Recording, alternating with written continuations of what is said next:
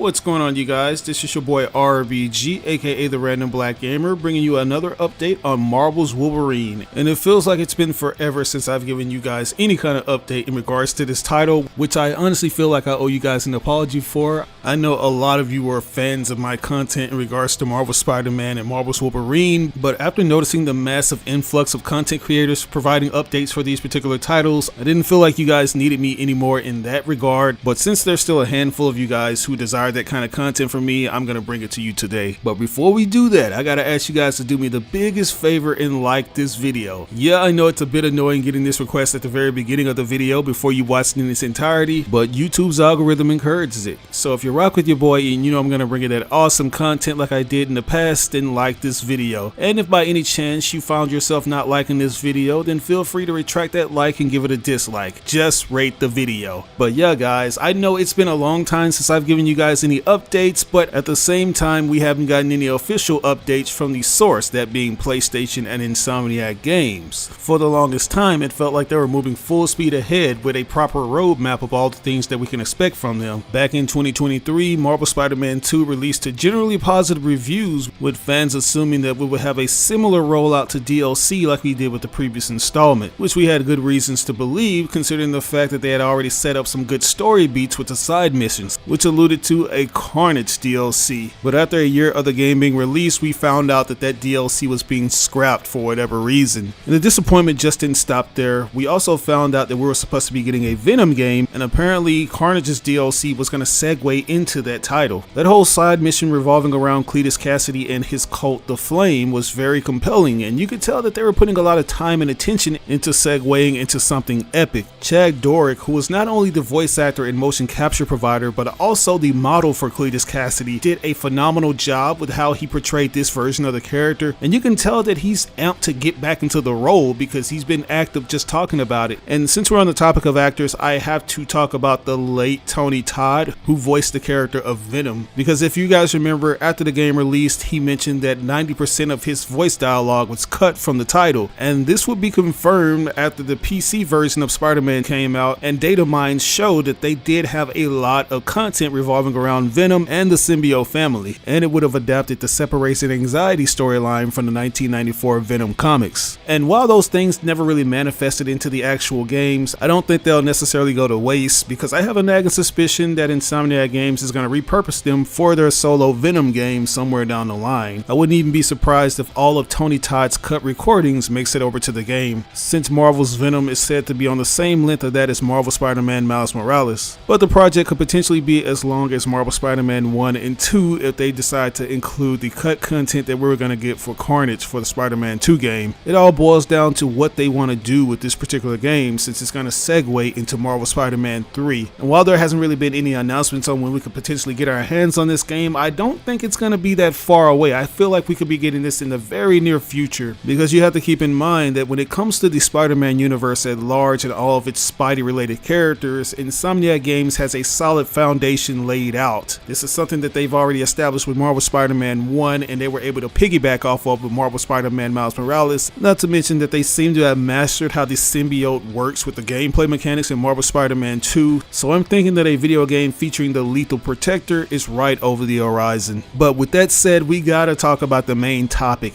and that is Marvel's Wolverine, a title that was announced 3 years ago but hasn't had a follow-up since. And I'm not gonna lie to you guys, when we initially got this announcement, I knew that it would be quite some time before we got any other updates in regards to the gameplay and the story for this title, because Marvel Spider-Man 2 was still in that development phase and it was getting ready to be released. And as mentioned earlier, it did seem like they had a lot planned for it post-launch. Had we had gotten that said content, it would have kept us busy with Marvel Spider-Man 2 and tidied us over until it was time to drop some Marvel's Wolverine news. Based on all those leaks we got, it just seemed like Insomniac Games and PlayStation had a solid roadmap in place that would have kept us having fun for quite some time. But Marvel Spider-Man 2 was a one and done thing, and it's been almost 2 years since that game dropped, and we have yet to hear anything about Marvel's Wolverine. The only thing that we've been able to see of this game has been through leaks, where we've been able to see alpha builds of the gameplay. And I'm not going to show that out of respect for Insomniac Games, but if you have seen it, then you pretty much have an idea of what they're going for. I just hope that you guys don't think that that's indicative of what we'll be seeing in the final build of the game, because all of the playable builds that you've seen even up to this point have been from early stages of development, and I'm pretty sure everything's going to be vastly different once we get an official gameplay trailer for this game. One major key indication that this game will be different from what we've seen with all the massive leaks is the fact that the lead developer has left the studio. If you guys remember when the game was announced back in 2021 for the PlayStation 5, Brian Horton was publicly named as the creative director. He had previously worked as the creative director on Marvel Spider-Man Miles Morales, while Brian Interhard worked on the mainline Spider-Man games. But for whatever reason, he's decided to step down and depart from PlayStation and work on a Microsoft project. Instead, Marvel's Wolverine is going to be spearheaded by Marcus Smith and Mike Daly, who previously directed Ratchet & Clank Rift Apart. And I can't lie to you guys, when I first heard about this, I was a bit concerned because this game has been worked on for a few years now, and usually when you're this far into the development phase, having a change in creative leads, it's a bad sign, because it usually means that all the stuff that they've developed so far has been scrapped and they're going to have to go into a major overhaul, which could cause the game's release to be pushed back even further. And it could mean that this game could ultimately be killed, because usually if people can't come to an agreement within the studio on where this game should go, then they'll have to pull the plug. Like, you would believe that since we live in this era where games have become so advanced and we have all this next-gen hardware that causes the budgets to balloon up to hundreds of millions of dollars, but in actuality all of that money goes into the ideas and overall direction the game is going in, as well as being able to execute those ideas, because if you can't execute them and bring them to life, then you're just wasting money, which ultimately leads to the studio throwing their hands up in the air and giving up on the project. That's essentially why Transformers Reactivate was ultimately cancelled, because of the revolving door of directors and mismanagement, because you basically have to build something from the ground up. And I feel like the previous game director for Marvel's Wolverine had that luxury when he developed Marvel Spider-Man Miles Morales. As I mentioned earlier, you already have the web swinging mechanics as well as some of the fighting mechanics, so you can just build off of that. But Marvel's Wolverine is a newly acquired IP that's going to need a lot of time and dedication put into building that foundation and making it work for future sequels. But I had to remind myself that Insomniac just isn't your typical studio. Like, Sony has put a lot of money into making sure they have just enough manpower to deliver not just one game, but multiple games at once. I wouldn't be surprised if the team that was working on Marvel Spider-Man 2 and its DLC decided to jump over with the other team that's working on Marvel's Wolverine. And I honestly feel like this gives the studio enough time to just generate even more ideas, because what I like about Insomniac and the way that they develop their Spider-Man games is that they're able to implement elements that they've seen in the movies. Like, for example, you have Marvel Spider-Man Miles Morales, a character that could move similarly to that of Peter Parker and utilize all of his gameplay mechanics, but they decided to lift a lot of elements from things like Into the Spider-Verse, where he's free falling and feeling like a skydiver, and he can pull off all the unique poses from the movie, like being on his phone before he shoots out another web. Like, keep in mind that we just had the movie Deadpool and Wolverine release, and Wolverine was pulling off some things I've never seen him do in the movies before, like running on all fours. Not only could things like this make for fun gameplay mechanics, but it also makes for a fun visual reference for all the movies that we've seen him do these stunts in. It's been rumored that this game is set to release in holiday of this year, which I am all for. I feel like that would be the perfect time to get our hands on this title, especially if you have a PlayStation 5 Pro. I also want you to keep in mind that PlayStation State of Play is slated for this month, and we could potentially see a brand new trailer for Marvel's Wolverine, which could be a big deal, because it's important to keep in mind that the announcement trailer that we got was nothing more than a teaser of what's to come. We didn't necessarily get a full view of what the character looks like or what he sounds like, so this right here could be the big thing that we've been waiting for what seems like an eternity now. I think they could give us a story trailer that shows what's going to be happening in this game, and somewhere down the line follow it up with actual gameplay. And keep in mind, this is just my opinion, guys. I don't want you guys to take this as definitive proof that we actually are going to be seeing Wolverine at this year's State of Play. I just hope that they'll pull the trigger during that moment. But until then, we'll just have to wait. Anyways, what are your thoughts on this? Do you feel like it's time for them to showcase something for Marvel's Wolverine? Or do you feel like it'll be DOA, similar to what we got with Transformers Reactivate? Let me know in the comment section below. As always, I ask that you like or dislike the video. It doesn't have to be a thumbs up, it can be a thumbs down. But if you really enjoyed this video, it would help me out tremendously if you shared it with all your friends and followers on all the different social media outlets. Sharing really makes a difference. But once again, this is your boy RBG, aka the Random Black Gamer, signing out on another video. I'll catch you guys later.